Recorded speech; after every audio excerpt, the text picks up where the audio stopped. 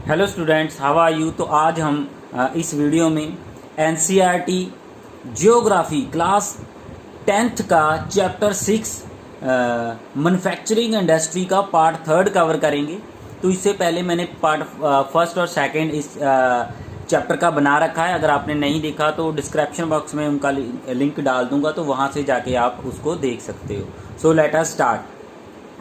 हाँ जी, तो जूट टेक्सटाइल, तो इसको हम हिंदी में पटसन उद्योग बोल देते हैं। तो इसके बारे में आज जानेंगे। तो कहता है कि India is the largest producer of रा जूट। रा होता है कच्चा जो जूट होता है, ठीक है। एंड जूट गुड्स, तो जूट से बनी हुई वस्तुएं, ठीक है।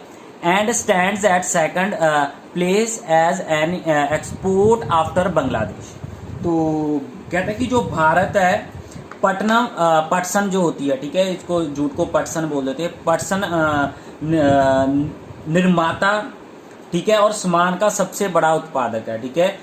पटसन को प्रोड्यूस करता है, पटसन का जो उत्पादन करता है तो उसको निर्यात करता है, ठीक है। तो उसके बाद कहता है, हाँ जी, तो जूट टेक्सटाइल, तो इसको हम पटसन उद्योग भी बोल देते हैं, ठीक है। तो उसको पटसन उद्योग भी बोल देते हैं। कहता है India is the largest producer of रा जूट। तो इंडिया लार्जेस्ट प्रोड्यूसर है, ठीक है। प्रोड्यूसर होता है उत्पादन करने वाला। एंड जूट गुड्स, तो जूट से बनी हुई वस्तुओं का उत्पादन करने वाला लार्जेस्ट प्रोड्यूसर है, ठीक है। तो and stand at second place as an exporter after Bangladesh. तो दूसरे नंबर पे बांग्लादेश के बाद निर्यात करने वाला है, ठीक है। जूट को निर्यात करने वाला दूसरे नंबर पे आता है बांग्लादेश के बाद India. There were about 80 jute mills in India in 2010 और 11, और 2011 की बात करते तो इंडिया में 80 जूट मिल्स थी, ठीक है। Most of these are located in West Bengal. तो ये वेस्ट बंगाल में स्थापित थी। Mainly along the bank of the Hooghly river. Along होता है साथ में, किनारे के साथ में, हुगली रिवर का जो किनारा है उसके साथ में ये बसी हुई है, ये बनी हुई है इंडस्ट्रियल एरिया। इन नैरो बेल्ट, एक तंग पट्टी के रूप में बेल्ट वो एरिया आ गया सारा। 98 kilometre long and 3 kilometre wide. हाँ जी, तो वो कहता है कि जो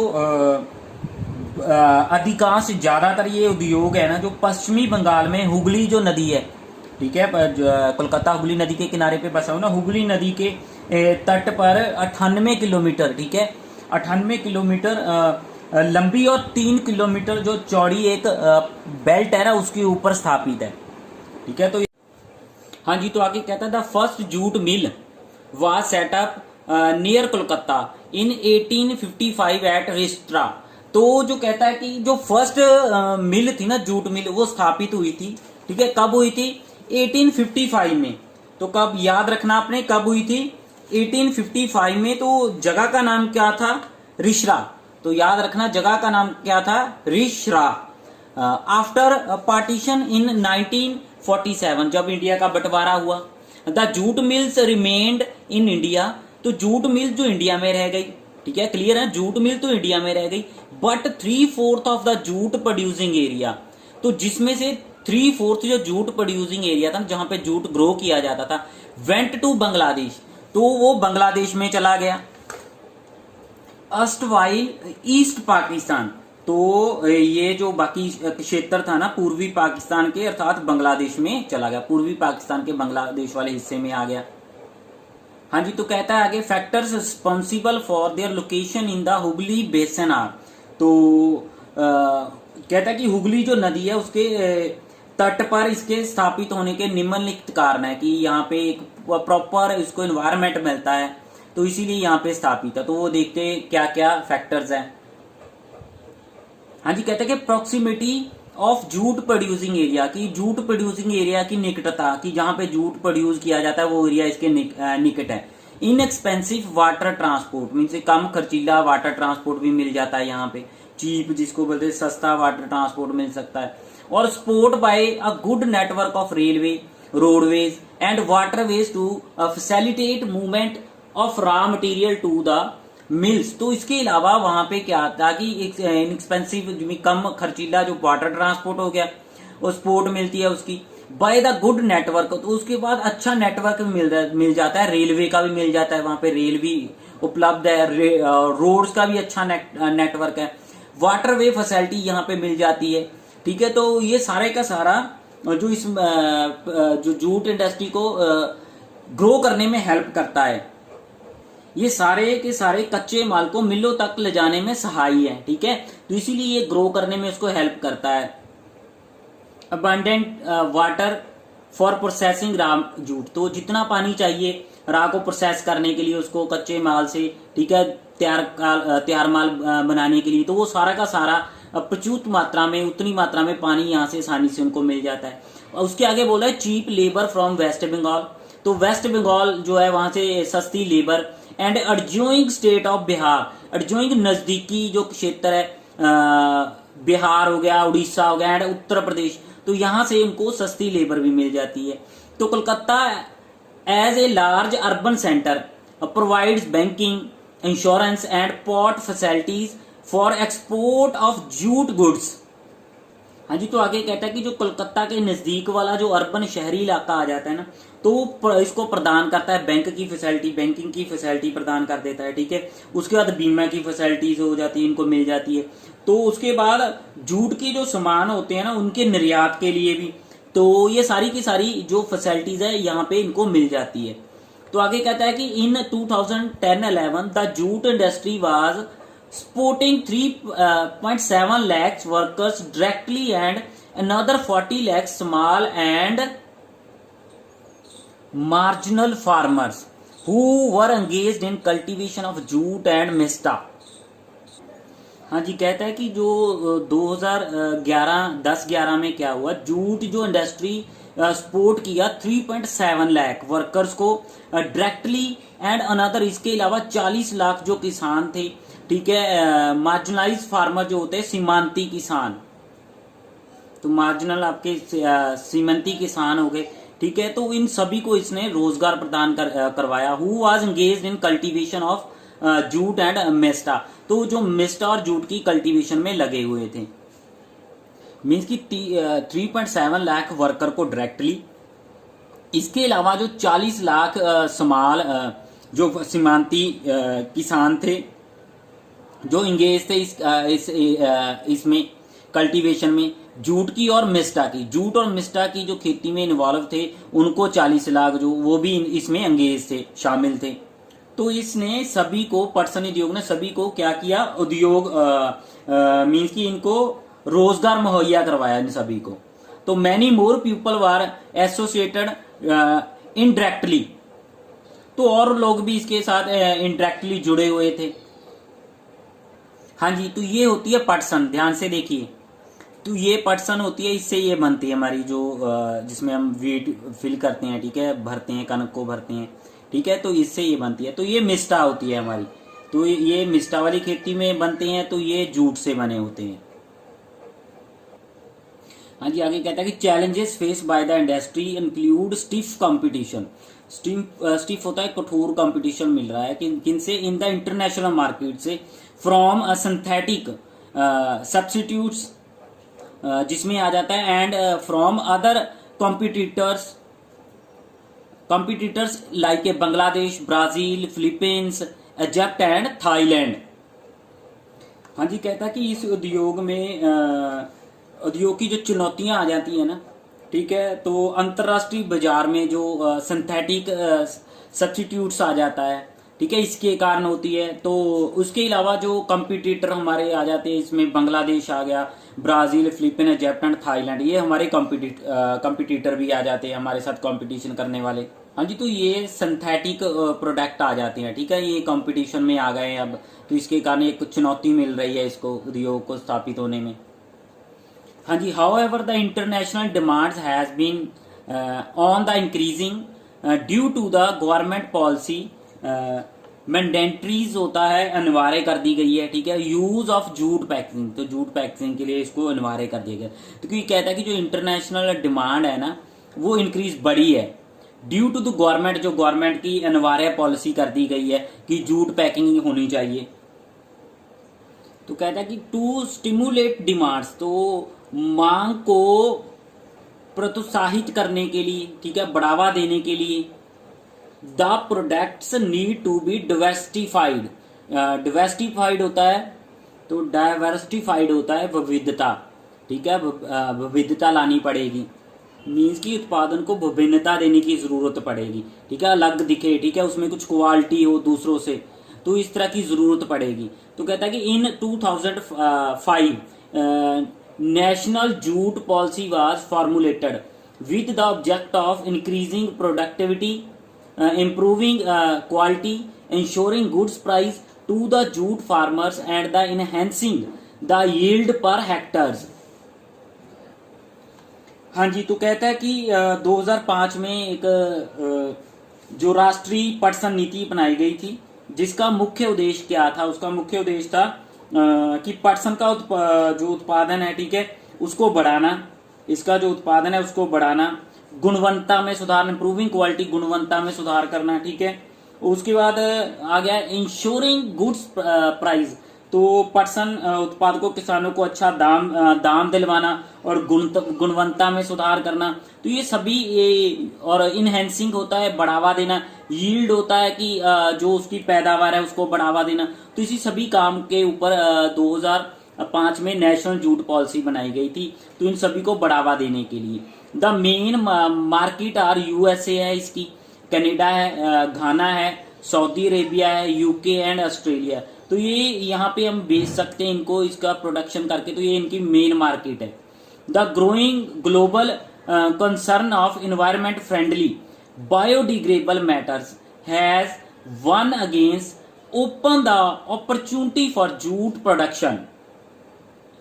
कहते हैं कि वातावरण के प्रति वैश्व की जो पूरे संसार की बढ़ती हुई चिंता के कारण बायोडिग्रेडेबल मटेरियल जो है, जो बायोडिग्रेडेबल होता है, जो गल जाते हैं, सड़ जाते हैं, ठीक है, जैसे जूट होती है, तो मान लो सपोज करो जो जूट के बैग्स होते हैं वो मिट्टी में मिक्स हो जाते हैं, जल भी सकते हैं, ठीक है, जो सिंथेटिक होते हैं वो जलते नहीं है, जैसे प्लास्टिक की बात कर ले, प्लास्टिक नहीं जलती, तो इस तरह इसके बढ़ावा मिल रहा है, ठीक है। तो material has once again open the opportunity, तो इसने एक अपॉर्चुनिटी, एक मौका प्रदान किया है जूट प्रोडक्शन को, ठीक है। जो सिंथेटिक वगैरह होते हैं, प्लास्टिक वगैरह, थैलियां वगैरह होती है, वो गलती नहीं, सड़ती नहीं है, तो वो नॉन बायोडिग्रेडेबल में आ जाती है। तो ये जो हमारी जूट प्रोडक्शन है बायोडिग्रेडेबल में आ जाती है, क्योंकि गल भी सकती है, सड़ जाती है, ठीक है, तो बाद में फिर मिट्टी में मिक्स हो सकती है, तो वो मिट्टी में मिक्स नहीं होते हैं, तो वो नॉन बायोडिग्रेडेबल में आ जाती। तो इसी क्वालिटी के कारण इसको दोबारा से अपॉर्चुनिटी मिल रही है इस प्रोडक्ट को ग्रो करने के लिए। हाँ जी, तो आगे हमारी शुगर इंडस्ट्री आ गई है। तो sugar industry, India stand second as a world producer of sugar. तो सेकंड नंबर पे इंडिया शुगर में वर्ल्ड प्रोड्यूसर में आ जाता है उत्पादन करने में, but occupies the first place in the production of गुड़ और खांडसारी। तो इसमें नंबर 1 पे आ जाता है हमारा जो इंडिया है। कहता है कि जो भारत का चीनी उत्पादन में विश्व में दूसरा स्थान है, लेकिन गुड़ व खांडसारी उत्पादन में इसका कौन सा स्थान है? प्रथम स्थान है, पहला स्थान है। हाँ जी, तो आप सोच रहे हो खांडसारी क्या होता है, तो चलो खांडसारी देख लेते हैं। हाँ जी, तो ये खांडसारी होता है, मीन्स कि इसने भी जो हमारे जो प्रोडक्ट है उसको मीठा करना होता है। तो ये जो गन्ने का रस होता है ना, जो गाढ़ा गन्ने की रस की चाशनी से बनती है, तो इसमें जो हमारी चीनी में जो हानिकारक पदार्थ होते हैं वो इसमें कोई नहीं होता उसमें से, ठीक है। तो ये फुल न्यूट्रिएंट से भरी होती है, ठीक है। बस इतना ही आपके लिए बहुत है कि इसमें जो न्यूट्रिएंट्स चीनी के मुकाबले ज्यादा होते हैं, ठीक है। तो ये नुकसानदायक पदार्थ इसमें से निकाले होते हैं। इधर raw material used in industry is bulky, bulky होता है भारी। तो जो कहता है कच्चा माल इसमें यूज करते हैं वो भारी होता है, ठीक है। एंड इन हालीज इट्स स्क्रोज, इसको बोलेंगे स्क्रोज कंटेंट रिड्यूस्ड। तो कहता है कि कच्चा माल तो भारी होता है, बट जो ढलाई में इसकी स्कोच की मात्रा जो कम हो जाती है, ठीक है। जब बन जाता है प्रोडक्ट तो उसकी मात्रा कम हो जाती है भार की, ठीक है। उसके बाद आपका आ गया where should the mills be ideally located. Means कि चीनी उद्योग की आदर्श स्थिति कहाँ पे होनी चाहिए, कि कहाँ पे इसको सारा कुछ प्राप्त मात्रा में वो उस तरह की जगह कहाँ पे होनी चाहिए इसकी ग्रो करने की, कहाँ पे लगानी चाहिए चीनी मिल। हाँ जी, in 2010-11 there were 662 sugar mills in the country spread over. तो कहता है कि 2010-11 की बात कर ले तो 662 जो शुगर मिल थी हमारी कंट्री में स्प्रेड फैली हुई थी। कहाँ कहाँ पे? उत्तर प्रदेश, बिहार, महाराष्ट्र, कर्नाटका, तमिलनाडु, आंध्र प्रदेश एंड गुजरात में, अलॉन्ग विद पंजाब। तो पंजाब भी इसमें आ जाता है, हरियाणा एंड मध्य प्रदेश भी आ जाता है इसमें। और उसके बाद 60% mills are in Uttar Pradesh and Bihar. तो उसमें 100 में से 60% जो मिलें हैं ना, तो वो सिर्फ हमारे कौन कौन से एरिया में आ जाती है? उत्तर प्रदेश और बिहार में ही आ जाती है। This industry is seasonal. तो ये इंडस्ट्री सीजनल होती है, सीजन के आधार पे होती है। जब गन्ना प्रोड्यूस होगा तो तभी चीनी बनेगी। In natural, so it is ideally suitable to the cooperative sector. तो सहकारी क्षेत्र के लिए बहुत ही आइडल है ये। Can you explain why this is so? तो आप एक्सप्लेन कर सकते हैं क्यों है ये। तो क्वेश्चन पूछा कि आप बता सकते हो ऐसा क्यों है। तो आगे है, इन recent years there is a tendency for the mills to shift and। तो टेंडेंसी होता है रुझान, ठीक है। तो कहता है कि the recently years there is a tendency for the mills of shift and concentrate in the southern and western states specially in Maharashtra. तो कुछ पिछले जो कुछ वर्षों से भी जो मिलों की संख्या ना दक्षिण पश्चिम की तरफ, ठीक है, विशेषकर कहता है कि जो महाराष्ट्र है इसमें बढ़ी है। तो क्यों बढ़ी है इसको देखते हैं। This is because the cane produced here has a higher source sucrose content, higher sucrose content, ठीक है। तो इसका हायर सिक्रस कंटेंट, इसका मुख्य कारण कि यहाँ पे गन्ने में जो अधिक मात्रा सुक्रस की मात्रा ज्यादा है, ठीक है। तो सुक्रस की मात्रा ज्यादा होने के कारण इधर ऐसा होना शुरू किया, मिले इस तरफ शिफ्ट होना शुरू की। The cooler climate also ensure a long crushing season. तो कूलर जो क्लाइमेट यहाँ का है, ठीक है, जो ठंडा होने के कारण जलवायु में गुणकारी है, ठीक है, इसके लिए। तो आगे कहता है कि moreover the cooperative are more successful in state. तो पहले तो जलवायु भी इसका ठंडा है, गुणकारी है इसके लिए, ठीक है। तो यहाँ पे जो अधिक जो इसमें अंतरिक्त राज्यों की सहकारी समितियां आ जाती ना, ठीक है, तो वो भी सफल रही है यहाँ पे, ठीक है। तो ये कोऑपरेटिव जो संस्थाएं हैं वो भी यहाँ पे सफल रही है। तो यही कारण है कि इस एरिया में जो मिलों का प्रोडक्शन बढ़ रहा है। हाँ जी, आगे क्या, major challenges include the seasonal nature of the industry. तो इस उद्योग की जो प्रमुख चुनौतियां इस प्रकार है कि पहला कहता है कि old and inefficient method of production. तो इन्हें वही पुराने मेथड यूज कर रहे हैं, ठीक है, अप्रभावी कह सकते हैं, यूज कर रहे हैं। तो transport delay in the reaching cane to factories. तो क्या होता है कि परिवहन जो ट्रांसपोर्ट है, ठीक है, तो गन्ने को समय पर कारखानों में नहीं पहुंचा पाते, ठीक है। तो उसके बाद है to the factory and the need to maximise the uses of. हाँ जी, तो and the need to maximise the uses of bagasse. Bagasse होता है जो वेस्ट बचता है इसका, गन्ने का बाद में वेस्ट बच जाता है, उसका ज्यादा प्रयोग नहीं हो पाता। हाँ जी, तो ये बैगेज होता है। अब देखने के बाद आपको आसानी से पता चल जाएगा। तो कोई ये बहुत ज्यादा बच जाता है तो इसका यूज नहीं कर पाते हैं, ज्यादा यूज नहीं हो पाता है इसका, तो ये भी एक प्रॉब्लम है। हाँ जी, तो मिनरल्स बेस्ड इंडस्ट्री के बारे में अब जानेंगे। इसको हम खनिज आधारित उद्योग भी बोल देते हैं। तो कहता है कि industry that use minerals and metals as a raw material are called minerals based industry. तो वह उद्योग जो खनिज व धातु को कच्चे माल के रूप में प्रयोग करते हैं, रॉ मटेरियल कच्चे माल के रूप में प्रयोग करते हैं,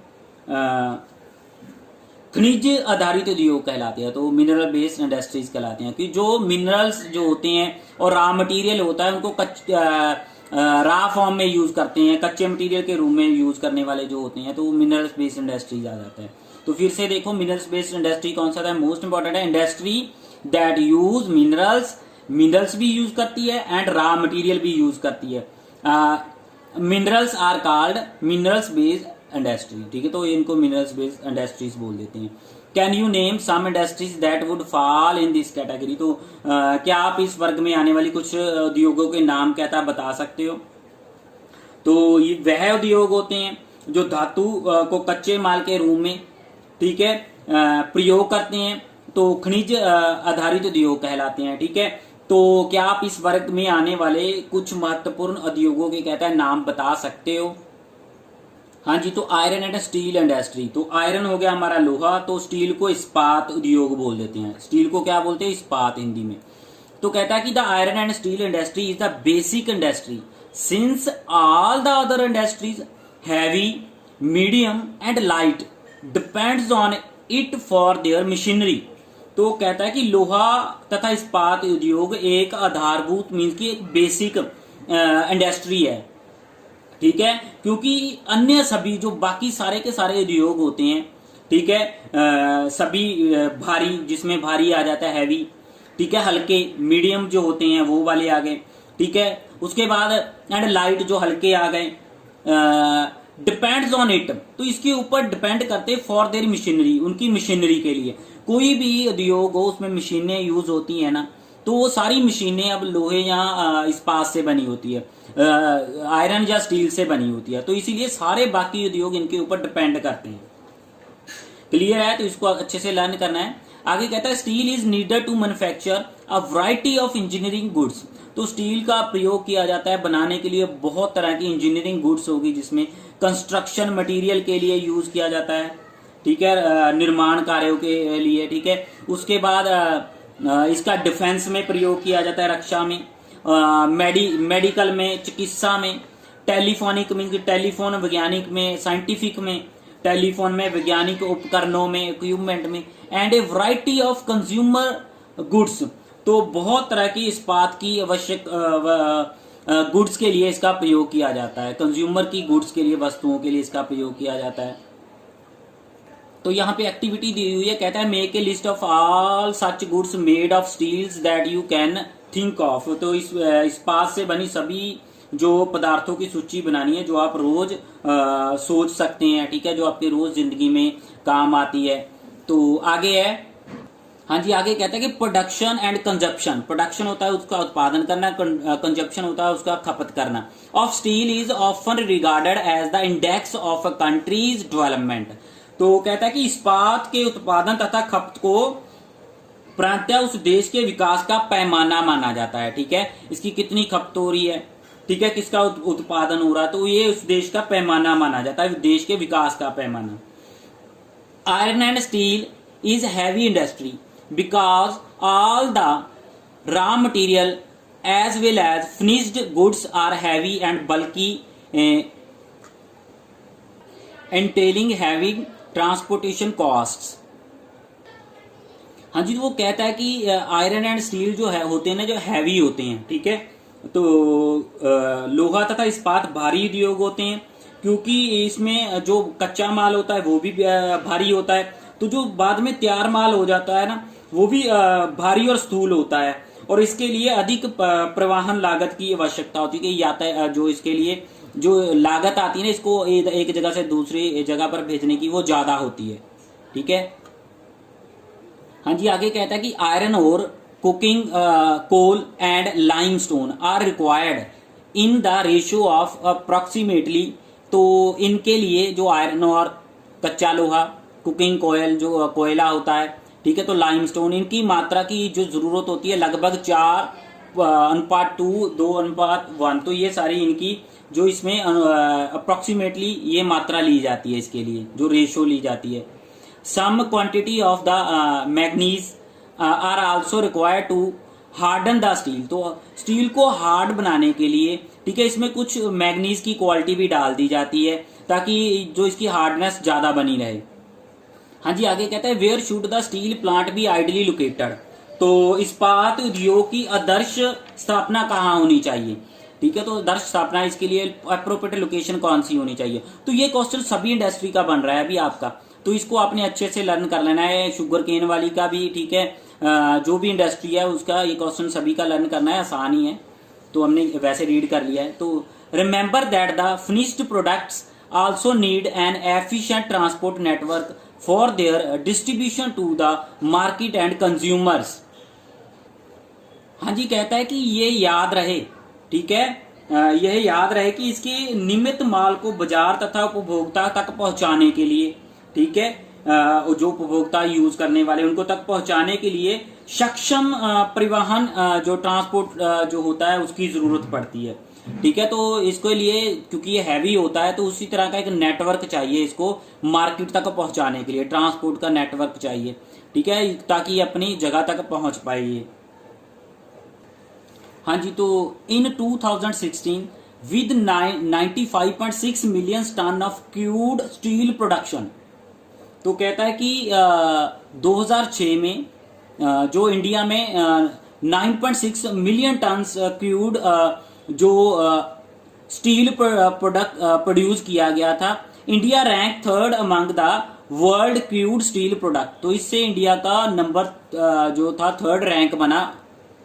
मीन्स कि 2016 में 9.6 मिलियन टन जो कच्चा जो स्टील प्रोडक्शन करने के कारण जो इंडिया का थर्ड जो नंबर बना था अमंग द वर्ल्ड क्रूड जो स्टील प्रोड्यूसर देश है उनमें से, तो नंबर 3 पे इंडिया आया था इसमें।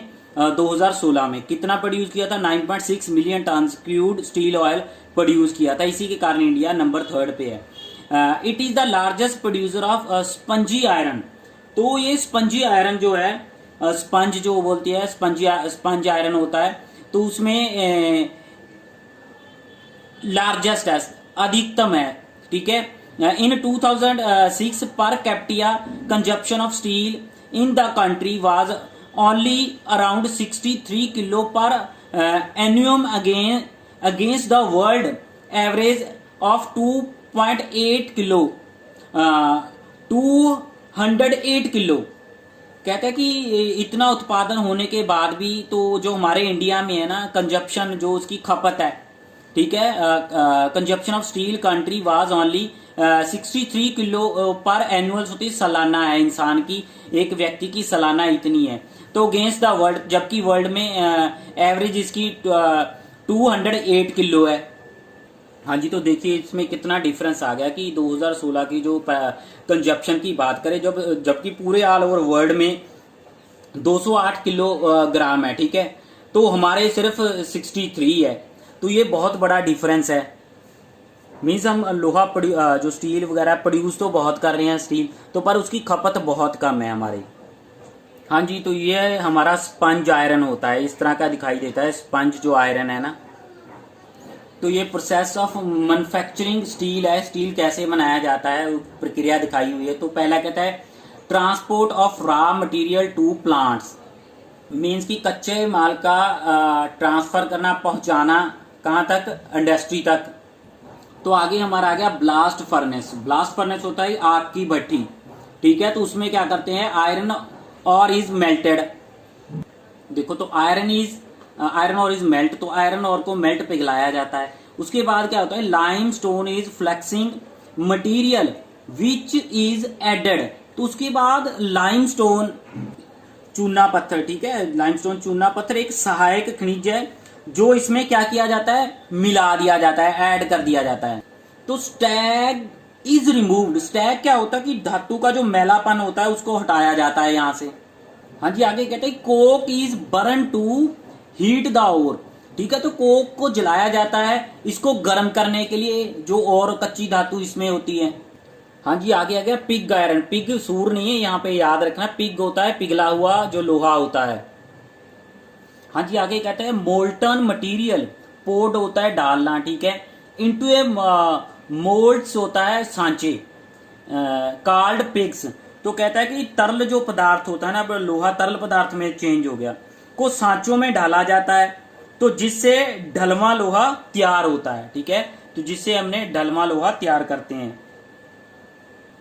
हाँ तो स्टील मेकिंग कैसे होता है, अब यहाँ तक हमने प्रोसीजर समझ लिया, ठीक है। तो अब क्या यहाँ पे क्या बन जाता था हमारा, यहाँ पे कौन सा लोहा तैयार होता था, ढलवा लोहा हमारे पास तैयार होता था, ठीक है। तो अब क्या होता है, फिर क्या होता है कि स्टील मेकिंग कैसे बनता है, pig iron is further purified by melting and oxidising the impurity. तो अब क्या किया जाता है कि ढलवा जो लोहा होता है उसको दोबारा से गलाकर, ठीक है, उसको दोबारा से गलाकर ऑक्सीकरण द्वारा, ठीक है, ऑक्सीडाइजिंग होता है ऑक्सीकरण के द्वारा, उसमें से जो इम्प्योरिटी होती है, जो अशुद्धियां होती है ना, उसको निकाला जाता है, ठीक है। उसके बाद मैग्नीशियम, ठीक है, मैग्नीज जो होता है, निकिल हो गया, उसके बाद साथ में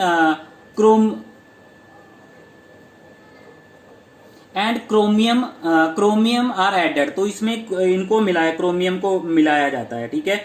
मैग्नीज हो गया, ठीक है, उसके बाद निकिल हो गया, क्रोमियम हो गया, तो इन सभी को मिलाया जाता है इसमें। तो इसलिए मिलाते हैं कि इसको शुद्ध किया जा सके, इन सभी को शुद्ध करने के लिए इसके बीच में मिलाया जाता है। तो आगे आ जाता है फिर, हाँ जी, तो आगे इसको शेप दी जाती है। पहला आ गया रोलिंग, प्रेसिंग, उसके बाद हमारा आ गया कास्टिंग और फ्रोजिंग, ठीक है, इनके द्वारा मीन्स की रोलिंग, प्रेसिंग करना, ढलाना, उसको कास्ट करना, ठीक है, और गढ़ाई करना, इसका आ गया। तो इस तरह उसको शेप दी जाती है मेटल को। हाँ जी, तो आगे मैप आ गया आयरन स्टील प्लांट्स कहाँ कहाँ पे है। तो ये बर्नपुर हो गया, ठीक है, ऊपर वाला, ठीक है, आगे दुर्गापुर आ गया। तो ये आपने खुद ये मैप को एक बार देख लेना है।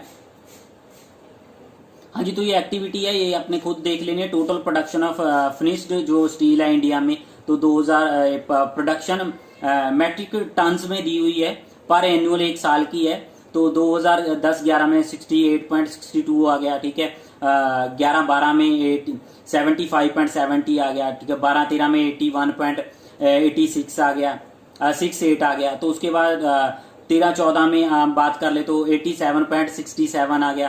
तो उसके बाद 2014 और 15 की बात कर ले 92.16 आ गया, और उसके बाद 15 और 16 की बात कर ले तो 91 आ गया टोटल, और 2006 और 16 और 17 में 101.3 आ गया। तो ये आपका जो एक्टिविटी है आपने देख लेनी है। तो source ministry of steel government of India की तरफ से ये डाटा जो दिया हुआ है हमारे पास आया है। तो why is the per capita consumption of steel so low in India. तो कहता है कि भारत में प्रति व्यक्ति इस्पात की खपत इतनी कम क्यों है, ठीक है। तो आगे एक एक्टिविटी आ गई आपकी। तो कहता है कि collect information about product of steel plant in India. तो आपने क्या करना है कि कहता है कि भारत में स्टील प्लांट के उत्पादकों के बारे में जानकारी आपने प्राप्त करनी है, इकट्ठी करनी है, एकत्रित करनी है। हाँ जी, तो आगे कहता है कि mini steel plants are smaller have electric furnace. तो बिजली मिनी स्टील प्लांट जो होते हैं छोटे होते हैं, और बिजली से चलने वाली जो फर्नेस भट्टियां होती है यहाँ पे, ठीक है। Use steel scrap and spongy iron. तो यहाँ पे वो रद्दी इस्पात और स्पंजी आयरन का प्रयोग करते हैं, ठीक है। तो they have re rollers that use steel ingots as well. कहता है कि इसमें ना री रोलर्स होते हैं जिससे इस्पात सिलसिलों का इस्तेमाल किया जाता है। तो दे produced mild and alloy steel of given specification. तो कहता है कि वो दी हुई विशेषताओं के अकॉर्डिंग, ठीक है, हल्के और मिश्रित स्टील का प्रोडक्शन करते हैं। हाँ जी, तो ये डायग्राम आपके सामने है। प्रोडक्शन ऑफ मिलियंस टन्स में है, यहाँ से शुरू हो जाएगी 100, 200, 300। तो यहाँ पे crude steel production in India and China.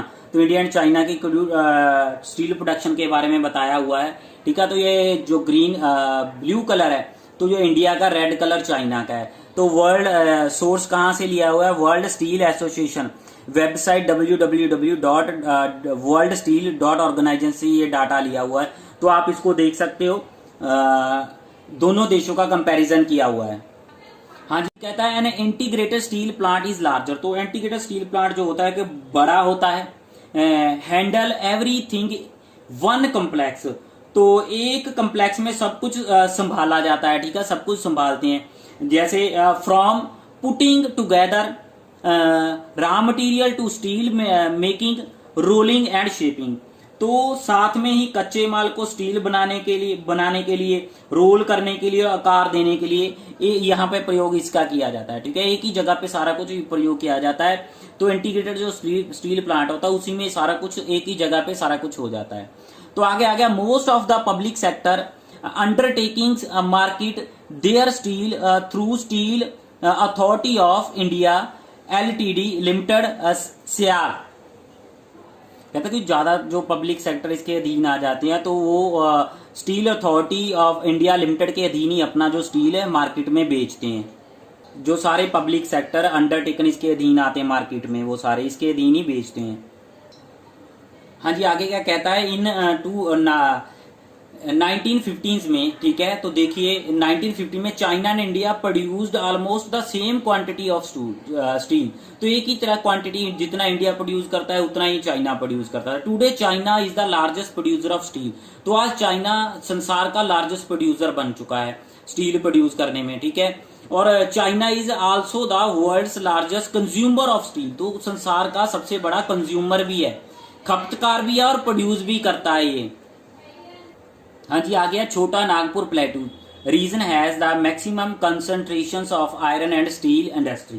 तो कहता है कि छोटापुर नागपुर जो पठारी के क्षेत्र में अधिकांश लोहे तथा इस्पात का उद्योग है, उद्योग केंद्रित है। मतलब कि यहाँ पे ज्यादा उद्योग आ जाते हैं क्योंकि यहाँ पे ज्यादा इंडस्ट्रीज आ जाती हैं आयरन एंड स्टील, क्योंकि यहाँ पे ज्यादा लोहा, कच्चा लोहा मिलता है। It is largely because of the relative advantages this region has for the development of this industry. कहता है कि इस प्रदेश में इस उद्योग के विकास के लिए अधिक अनुकूलन परिस्थितियां हैं, ठीक है। सारा कुछ अनुकूलन है जो इस इंडस्ट्री के लिए चाहिए। हाँ जी, कहता है कि दीज इंक्लूड, इसमें शामिल है लो कॉस्ट ऑफ आयरन और, ठीक है, कम कीमत पे आयरन और मिल जाती है। हाई ग्रेड रॉ मटेरियल मिल जाता है। इन प्रॉक्सिमिटी चीप लेबर भी मिल जाती है। And vast growth of potential in the home market, means कि इसमें सारी क्वालिटियां मिल जाती है, ठीक है। तो एक तो कम इसमें लोहा यास की कम मात्रा में मिल जाता है। उच्च कोटि का कच्चा माल निकटता से मिल जाता है, आसानी से मिल जाता है वहां पे, ठीक है। और श्रमिक जो मीन्स की मजदूर मिल जाते हैं, ठीक है। और स्थानीय बाजार में इनकी मांग की विशाल संभवता भी, जहाँ पे जो मार्केट है उसमें इसके जो बिकने वाला माल बिकना है, ठीक है। तो उसकी वहां पे बिक भी जाता है सारा कुछ, यहीं पे एक ही जगह पे सारा कुछ इनको आसानी से मिल जाता है। कहता है कि दो India is an important iron and steel producing country in the world yet. कहता है कि हालांकि जो भारत है एक इम्पोर्टेंट स्टील प्रोड्यूसिंग कंट्री है संसार में। कहता है कि we are not able to perform to our full potential largely due to,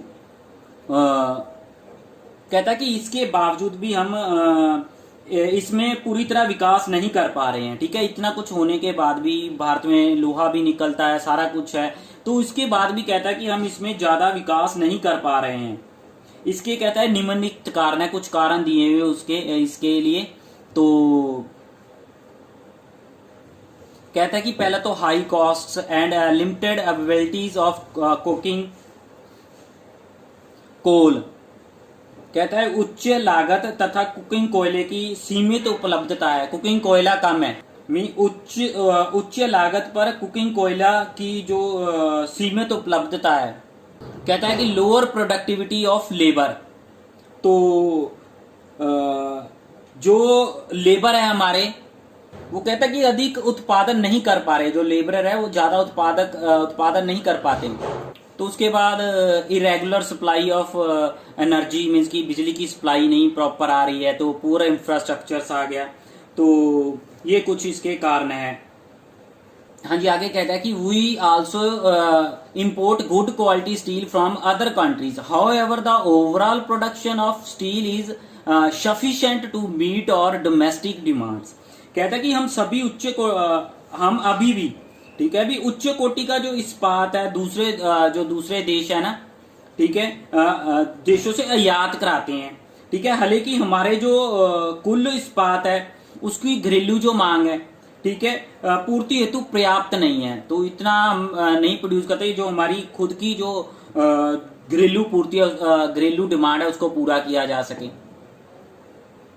हाँ जी, आगे कहता है कि liberalisation and foreigner direct investment has given boost to the industry with the effort of private entrepreneurs. Entrepreneurs होता है उद्यमी, ठीक है, ठेकेदार हो सकते हैं, उद्यमी भी बोल सकते हैं इसको। तो वो कहता है कि जो निजी क्षेत्र है, निजी क्षेत्र में उद्यमियों के प्रयत्न के कारण, ठीक है, और विदेशी जो इन्वेस्टमेंट हो रही है, जो बाहर से बढ़ावा मिल रहा है इस उद्योग को, औद्योगिकरण प्रत्यक्ष विदेशों ने जो निवेश लगाया है इसमें, तो इस जो उद्योग है उसको प्रोत्साहन मिला है। तो इसमें मीन्स की जो उद्योग में सीधे विदेशी निवेश आ रहा है ना, और जो निजी उद्यमी हैं उनके यत्नों के कारण इस उद्योग को हुलारा मिला है, कुछ बढ़ावा मिला है। There is a need to allocate resources for research and development to produce steel more comparatively। तो कहता है कि ज्यादा मुकाबले वाली स्टील का उत्पादन करने के लिए, ठीक है, खोज और विकास के लिए स्रोतों की जो डिस्ट्रीब्यूशन है वो उसकी जरूरत है हमें, ठीक है। तो जो बड़े मुकाबले पर हम स्टील का उत्पादन करने के लिए जो खोज और विकास के लिए जो स्रोतों की जो डिस्ट्रीब्यूशन है उसको करना जरूरी है। तो आगे ये एक्टिविटी आ गई हमारी, have you read about the Kalinga Nagar controversy. कहते हैं have you read about the Kalinga Nagar controversy, मीन्स कि आपने कलिंग नगर विवाद के विषय में पढ़ा है। Collect information from different source and discuss, तो वो अलग अलग सोर्सों से इनकी इन्फॉर्मेशन को कलेक्ट करना है, तो उसको डिस्कस करना है। तो बाकी जो रहता है इस चैप्टर का पार्ट हम नेक्स्ट वीडियो में करेंगे। तो नेक्स्ट वीडियो का जो लिंक है मैं डिस्क्रिप्शन बॉक्स में डाल दूंगा, तो वहां से जाके आप, हाँ जी, वीडियो अच्छा लगे तो घंटी वाला बटन प्रेस कर देना ताकि आने वाली वीडियो का लिंक आपको मिल पाए। तो बाकी मैं डिस्क्रिप्शन बॉक्स में सभी वीडियो का लिंक डाल दूंगा, तो वहां से भी आप देख सकते हो। So thanks for watching this video.